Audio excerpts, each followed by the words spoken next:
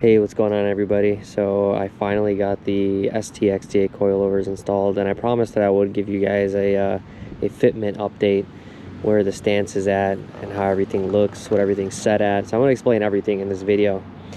So I'm going to start off on the rear passenger, giving you an idea of how low it is.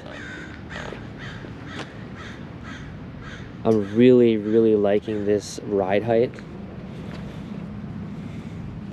And current fitment. So this is with a 10mm spacer in the back. Okay.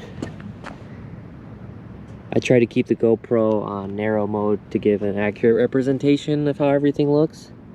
But this is basically where we're sitting at with a 10mm spacer. You could probably fit a 12. But that's going to make my rubbing worse, which I'll explain a little bit later about this side. Front. Might be hard to tell in the video, but this thing is...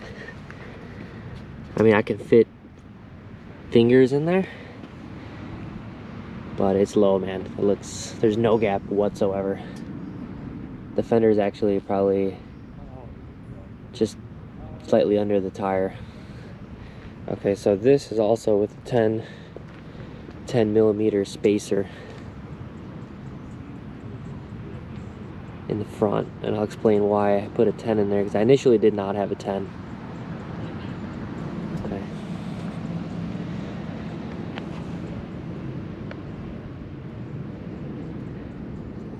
This, I can't run any more spacer, and it's about as good as it's gonna get, I think. And everything's the same on the other side, obviously.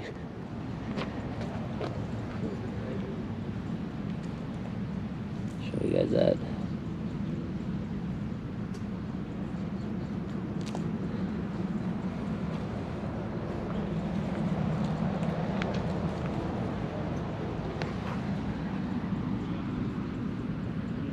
Pretty flush. I'm very happy with the fitment. Okay. Car looks nicely stanced. I mean, now it's breaking a lot more necks, I gotta say. Where I'm parked up places, or when I roll up to you know, Cars and Coffee, people are actually a little bit more interested because the fitment's on point. I feel like I wasn't getting that many looks before.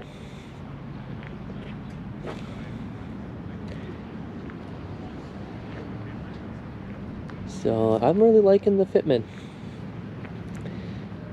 The new spoiler. The car's really dirty, but the new spoiler has just been fantastic. I don't know if you guys have seen that. You saw it in the last video, but I didn't have like a lot of good angles.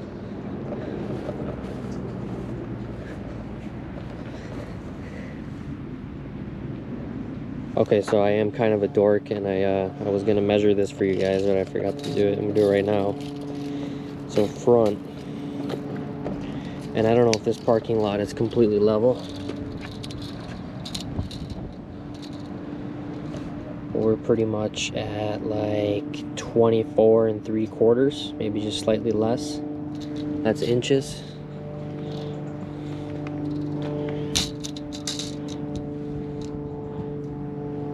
About 25.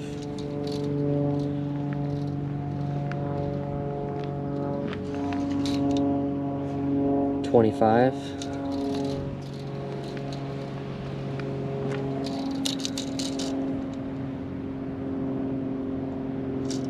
28. 24, just above, might even be like 24 and a half on this one. Yeah, 24 and a half. So at this ride height, guys, I'm not rubbing. I'm only rubbing in one spot, and that is the rear passenger. It rubs, you can tell, I don't know if you can see that. There's some, you can see the marks that are here on the tire. Okay, this is rubbing only on big dips on the highway, like when I'm on the 5 and there's a big dip, it'll rub.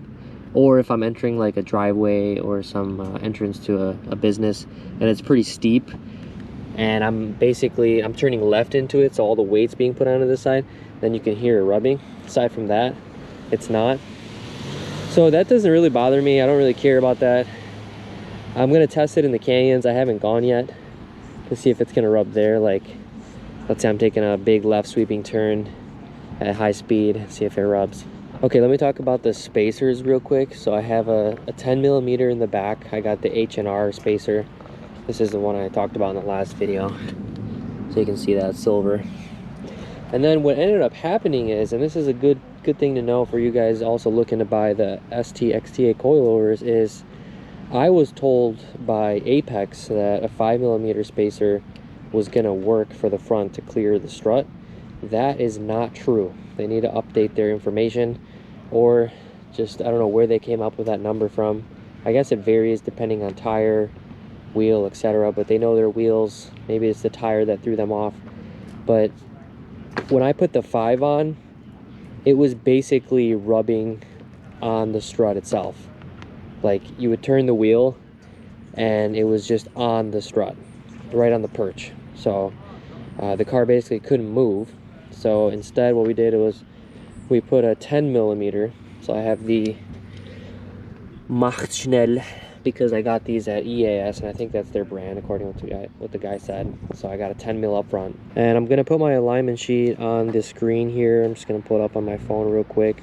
So in the back, I'm running basically minus 2.2 camber, both sides, and then 0.15, 0.16 toe. And then in the front, looks like on the driver's side, it's at minus 2, and then minus 1.9 camber in the front. So we'll just call it minus 2, negative 2 degrees of camber in the front. And I ran that much only to prevent it from rubbing on the fender. I feel like I would have had a much harder time getting proper fitment without rub if I didn't put camber on there. So you can tell from this angle that there's some camber up there. I think it looks pretty cool. And then we kept the toe at 0. We just kept that stock. The one annoying thing about the XTA coilovers is that the dampening adjustment is right there, covered by the strut brace. So if you want to get to it, do some on the go adjustments, you can't, because you gotta freaking take off the strut brace. So that's pretty annoying. I think I might remedy this by getting the 1M strut brace, because it is a direct fit. For the dampening in the back, dude, it's even worse. You gotta remove the trunk liner and basically do all this work just to make a slight adjustment. So what I'm gonna end up doing is I'm probably just going to cut some slits back there, some flaps, make some easy adjustments. I'll make a video on that so you guys can see. But yeah, that's what I'm gonna do for the dampening. And then I gotta ask you guys, because I have been struggling lately, I really want to get a new rear diffuser. Okay, I like this one, but I'm having a hard time getting good information about sellers on eBay or Alibaba that have good fitment. It's just impossible to find. So I really want to upgrade the rear diffuser, but I don't know what to go for. I was told by one member that the Scorpion, whatever the hell it's called, has good fitment. I don't really care about the carbon fiber. I know it's all fake coming from China. I just want it to be like perfect fit. The other option would be to take this one off and get it painted. Maybe get it painted like gloss black to match. And then maybe do the cut out that little slit there and put some mesh. So that would be like other sort of slightly cheaper option. And yeah, if anybody has any input, or if there's an eBay seller or something where the fitment is just spot on and I'm not going to pay $1,000 for it, preferably in the US, that'd be nice. So that's kind of what I'm looking for there. So guys, that's pretty much it for this one. I hope you enjoyed it. Hope you got some valuable information. If you're getting XTAs, get a 10 mil for the front if you're gonna get these wheels. Oh, I forgot to mention the wheel specs. I'll put them down below. You've probably watched my video on that. And yeah, so far they ride pretty nice. Just right out the box, I left the dampening the same. And but I'm gonna probably stiffen it up 2 to 3 clicks up front and the back, because I did take some highway on ramps pretty quick, and I felt like they could be stiffened up for my liking. But right out of the box, significantly stiffer than M Sport. I wouldn't say stiffer, they're just like, there's like no body roll, but you still are comfortable, like it's not a harsh ride. So hope you guys like this video, hope you got something out of it. Smash the like, subscribe. Got some more mods coming. Of course, you know, I'm very meticulous. I want this thing to look really clean, so I've got a couple parts to kind of freshen up some old parts, so that'll be kind of an interesting video. And then a front lip is coming. And yeah, let me know what you guys think about the rear diffuser, which one I should go with, which one has good fitment. That's honestly what matters the most to me. And I'll see you guys in the next video. Thank you for watching.